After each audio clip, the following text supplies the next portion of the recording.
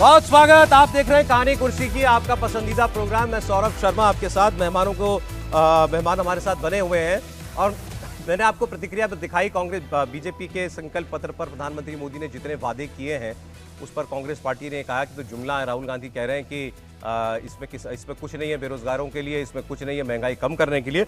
आपको मल्लिकार्जुन खड़गे कांग्रेस पार्टी के अध्यक्ष का मैं एक रिएक्शन और दिखा देता हूं। मल्लिकार्जुन खड़गे भी यही कह रहे हैं कि पहले जो पहले वादे किए थे उनको तो पूरा करो, उसका तो रिपोर्ट कार्ड दो, तब आप नए वादे कीजिएगा। मल्लिकार्जुन खड़गे। किसानों की आमदनी डबल करूंगा, ये उन्होंने कहा था, वही गारंटी। और एमएसपी मैं बढ़ाऊंगा और एमएसपी को मैं लीगल स्टेटस दूंगा, ये कहा था, यही उसकी गारंटी। और अपने कार्यकाल में उन्होंने ऐसा कोई बड़ा काम नहीं किया जो सारे देश के जनता को, युवाओं को, किसानों को उससे लाभ हो। अब युवा तो नौकरी के लिए तड़प रहे हैं, रास्ते पे आए हैं और इन्फ्लेशन इतना बड़ा है, सभी दाम खाने पीने के और सभी चीजें आकाश को पहुंचे हैं। उसकी उनको फिक्र नहीं है, इन्फ्लेशन की, अनएम्प्लॉयमेंट की। और जो उन्होंने पहले पिक्चर बताया, वो क्या बोलते, ट्रेलर बोलते थे वो, तो उस ट्रेलर में ना डीजल की कमी दिखा रही, ना पेट्रोल का दिख रहा है, ना और किसी गैस का कुछ भी नहीं है। किसानों की बात खड़गे साहब ने की। उन्होंने कहा एक बड़ा काम नहीं किया 10 साल में जिससे कुछ जनता को फायदा होता। मोदी जी। सौरभ जी देखिए, खड़गे जी को बयान देने से पहले कम से कम भारतीय जनता पार्टी के मैनिफेस्टो को एक बार सरसरी निगाह से वो देख लेते, या कोई उनका पीए या कोई उनका सहयोगी उनको जो है वो बता देना चाहिए था। क्योंकि भारतीय जनता पार्टी और नरेंद्र मोदी की जो गारंटी है उसके घोषणा पत्र की शुरुआत में ही रिपोर्ट कार्ड है कि हमने क्या किया है, हमने रेलवे ट्रैक कितना बिछाया है, हमने जो किस किस प्रकार की हमने योजनाएं लाई हैं। अब यदि आप कहें कि यदि आप 28 किलोमीटर जो है वो सड़कें बनवा रहे हैं, 4.25 लाख किलोमीटर गांव में आप रोड का आप जाल बिछा दे रहे हैं, तो कोई काम नहीं हुआ हो, ये तो कोई, मैं क्या कर सकता हूँ, उसे कौन बोल सकता है।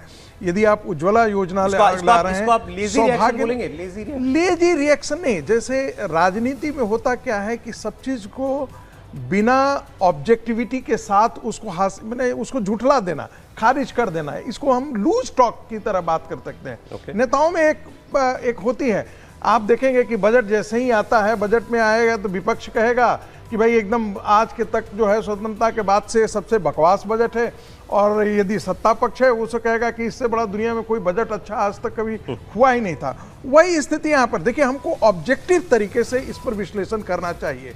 और ऑब्जेक्टिव विश्लेषण ये निकल करके आता है कि कांग्रेस पार्टी की तरफ से जो प्रतिक्रिया है वो बिना भारतीय जनता पार्टी की घोषणा पत्र को पढ़े लिखे हुए है, बिना उसको, उनको कम से कम 1-2 घंटे समय लेना चाहिए था। शाम में प्रेस कॉन्फ्रेंस करते, उनकी सारी चीजों को ऑब्जेक्टिविकली असेस कर लेते। इन्फ्लेशन रेट तो उनको कम से कम देखना चाहिए था कि आज के दिन में सबसे कम है। यदि सब्जी वगैरह को हटा दें तो आज के दिन में तो खुदरा इन्फ्लेशन जो है वो आज के दिन में सबसे कम तो है। क्यों हटा दें सर? नहीं, मैं कह रहा हूं ये तो सीजनल चीजें होती है ना। आपको इकोनॉमी का स्ट्रक्चर देखना चाहिए, जिसको हम कहते हैं basic foundation, basic grammar of the economy. यदि आप देखते तो आपको दोनों घोषणाओं पत्र में बहुत जमीन आसमान का अंतर है। पहली बात, भारतीय जनता पार्टी के घोषणा पत्र में भारत के लिए एक विजन दिखाई दे रहा है। 2047 एक विकसित भारत के रूप में खड़ा हो। 2047 कैसे खड़ा हो सकता है, हमारा एम्प्लॉयमेंट जनरेशन कैसे हो सकता है, उसके लिए हम एम्प्लॉयमेंट जनरेशन के लिए किन किन शहरों को हम टारगेट कर सकते हैं, हम विकसित भारत के लिए गांवों को में हम क्या सुधार सकते हैं। जी। हम ऑप्टिकल फाइबर हमने कितना लाया है ये बताया गया। 5G जो है वो हम किस तरह से हम लेआउट कर रहे हैं ये बताया गया। और आप देखेंगे कि एक पूरा विजन डॉक्यूमेंट के तौर पर, ठीक है सर, और यही होना भी चाहिए। एक अच्छी बात प्रवीण दवे एक व्यूअर हैं, आपको प्रोग्राम देख रहे हैं आपका, उन्होंने लिखा है कि many direct beneficiaries were present during release of election manifesto by BJP today, great idea. अच्छी बात आपने प्रवीण याद दिलाई है। और पहली जो कॉपी थी उस संकल्प पत्र की, वो भी एक लाभार्थी को ही आज प्रधानमंत्री की तरफ से दी गई है। एक नहीं, 4 को दिया गया, 4 को दिया गया, और उन 4 में बड़ा तय करके जो गरीब, युवा, अन्नदाता और नारी, जो ज्ञान कहते हैं, उसके लिहाज से दिया गया। छत्तीसगढ़, हरियाणा, दिल्ली, मतलब एक तरह से कहें कि उसमें भी मिक्स किया गया है कि किसको कौन सी स्कीम के लिए देना है, वो लाभार्थी है तो किन किन जो नारी शक्ति वंदन के लिहाज से जो उनकी महतारी वंदन योजना है, या किसान के लिहाज से किसान सम्मान निधि वाली योजना है, या किसी को घर मिला हुआ है। लेकिन जो मल्लिकार्जुन खड़गे जी कह रहे हैं, उस सवाल को बार बार पूछा जाना चाहिए कि प्रधानमंत्री नरेंद्र मोदी ने कहा था किसानों की आमदनी दोगुना कर देंगे, वो दोगुना क्यों नहीं कर पाए। लेकिन जब ये सवाल मल्लिकार्जुन खड़गे जी पूछ रहे हैं, तो प्रधानमंत्री ने जब ये कहा था कि हम दोगुना कर देंगे, तो उन्होंने उसके लिए MS स्वामीनाथन आयोग की जो रिपोर्ट थी उसकी एक श्रृंखलाबद्ध कहीं कि एक के बाद एक लागू करना था। क्या था? जमीन बताएंगे, उर्वरक क्षमता कितनी है, बता दिया, सॉइल हेल्थ कार्ड बन गया। कहा माइक्रो इरिगेशन करेंगे, 36 लाख हेक्टेयर ज्यादा जमीन सिंचित कर दी, ये जो मैं बता रहा हूं ये हो चुका है।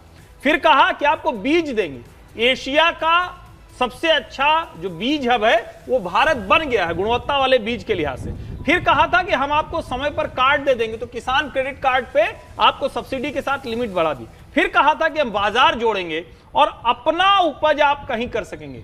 1300 से ज्यादा मंडियां हैं जो ई-नैम से जुड़ चुकी हैं, 1300 से ज्यादा। पहले चरण में 543 शुरू हुई थी। और अब इसके आगे की जरूरी बात, जिसपे मुझे लगता है सबको सुनना चाहिए, कृषि कानून आप लागू नहीं होने देंगे और हवा में दोगुना हो जाएगी क्या? वो MSP पर बेचता रहेगा। और बार बार मैं कहता हूं कि एक शर्ट या कुर्ता खरीदने, बेचने वाला, बनाने वाला, वो तो MRP तय करेगा, और किसान को आपने MSP पर ले जाकर खड़ा कर लॉजिक ये दिया जाता है कि अच्छा आप मेरी आमदनी दुगना करना चाहते हैं, लेकिन जिस तरीके से करना चाहते हैं मुझे पसंद नहीं, आप मुझसे मेरी जो चीज मैं नहीं चाहता वो मुझ पर थोप रहे हैं। 75 साल आर्गुमेंट दिया जाता है। तो 75 साल से जिस तरह से हो रही थी उसमें नहीं हो पाई ना। 75 साल में किसान आत्महत्या, कर्ज का दुष्चक्र, सीजनल मारामारी, मंडी नहीं मिलना, मंडी हटाना था ना मोदी जी को। तो वही तो मोदी जी हटा रहे थे, वही तो हटा रहे थे ना। कृषि कानून और था क्या?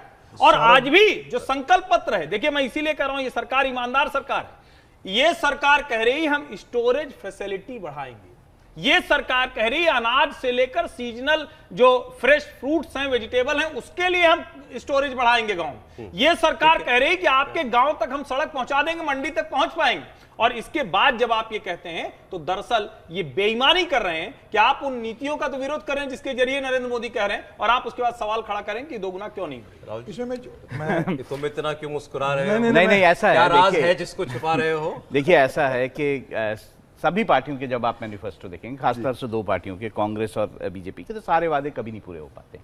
वो अब परसेंटेज वाइज देखेंगे तो बीजेपी और का जो घोषणा पत्र वो बेटर इंप्लीमेंटेड है, बेटर इंप्लीमेंटेड, ज्यादा वादे पूरे किए। हाँ, अगर मैं किसानों की बात कर लूं तो आपने 2014 में ये कहा था कि हम 2022 तक जो है हो जाना चाहिए था, ये हो जाना चाहिए था।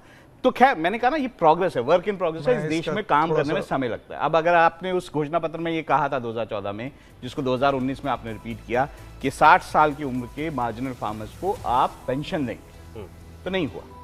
तो मैं ये कहता हूं कि देखिए ये जरूरी नहीं है सारी चीजें पूरी हो, लेकिन ओवरऑल आप देखोगे, एक याद दिलाया था वो किसान सम्मान निधि 6000 रुपया। मैं आप बोल रहा हूं जब आप जो है इतना बड़ा काम कर रहे होते हैं देश में, तो आपको टाइम लगता है एक तो काम करने में, और बहुत सारी मुश्किलें आती हैं। जैसे हर्षवर्धन भी बोल रहे थे कि किस तरह से किसानों ने माना ही नहीं कि भाई आप जो है कृषि कानून जो है वो लागू होने दें, तो अलग अलग समस्याएं आती हैं। इसके लिए मतलब आप बीजेपी को मैं कहता हूं बीजेपी ने बहुत अच्छी तरह जो वादे प्रयास किए और अभी भी जो वर्क इन प्रोग्रेस है वो बहुत अच्छा है। और इसमें एक लाइन सिर्फ तथ्य के तौर पर, जून 2023 में भारत सरकार ने 4.25 लाख करोड़ इसकी सब्सिडी स्कीम पास की, बजट अप्रूव किया। किसके लिए?